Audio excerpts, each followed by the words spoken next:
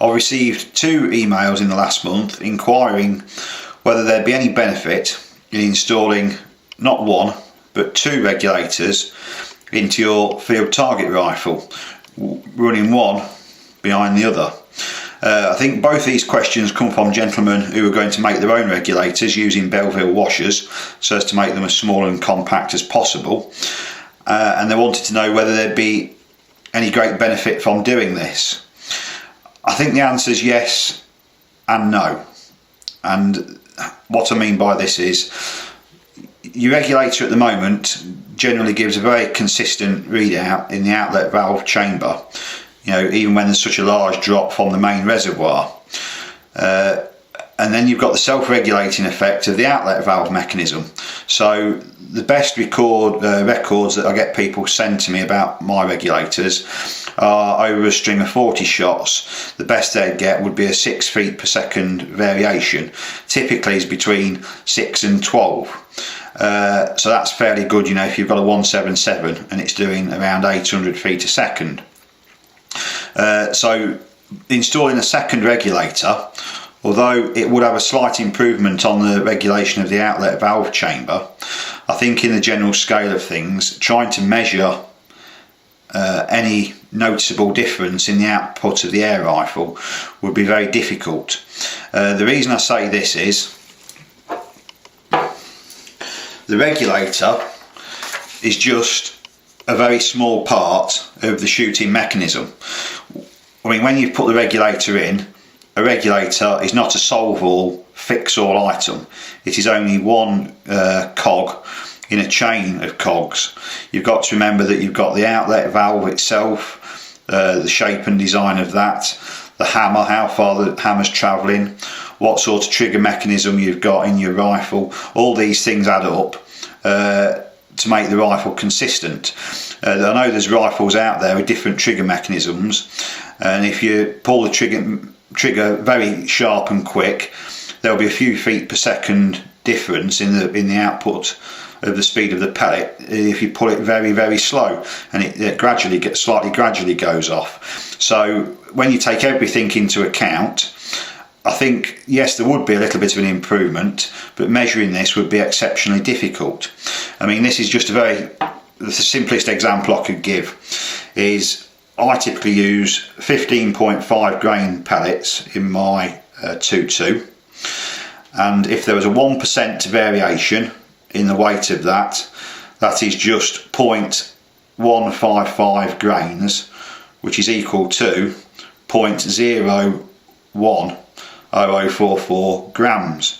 Now, I weighed a batch of pellets, I think about 2 weeks ago, and I found out that straight out of the tin there was about a 0.2 grain variation, which is about 1.5% difference.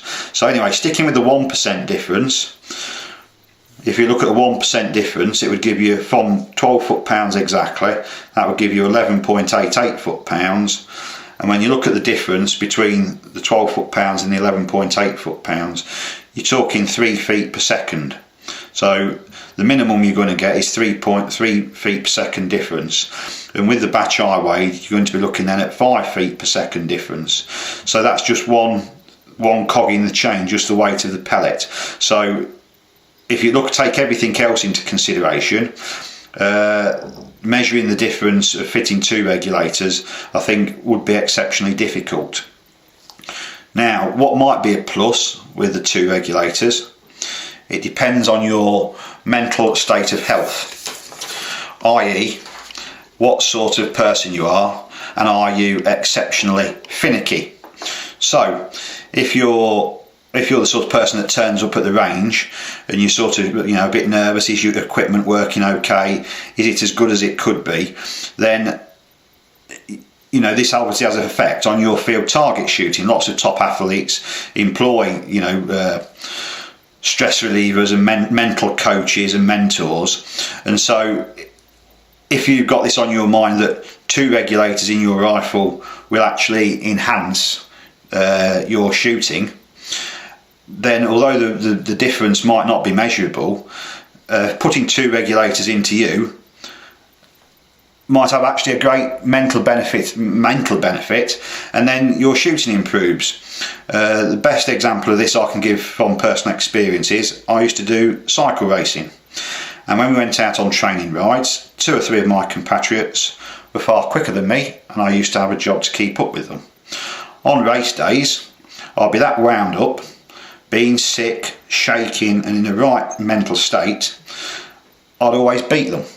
And it was that edge on the actual day that made the difference. So for you, if you're keen to put 2 regulators in, and that's what you'd like to do because it is going to have a little effect, the little effect that's unmeasurable here might have a massive mental effect and greatly improve your target shooting.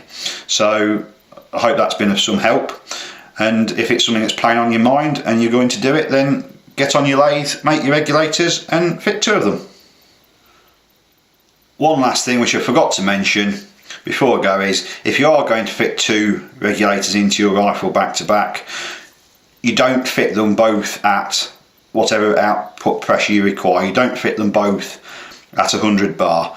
That would just be a waste of time, because if you spend hours trying to calibrate them both to exactly 100 bar, once they've worn in and you've used them a little bit, there could be a variation between the 2, and the one at the back might be giving a slightly lower output than the one at the front, which would just mean that only one regulator is working, only the back regulator is working, and the front one's a complete waste of time. You need to have a marked difference between the 2, and suggestively a small little reservoir chamber of a few cc between them as well. So if you're setting the front one at 100 bar, you want to really be setting the rear one at say 110 to 120 bar, something where there is a measurable difference within the 2. Trying to set them both within a couple of bar of each other, I think, is going to end up leading to disaster. So just bear that in mind.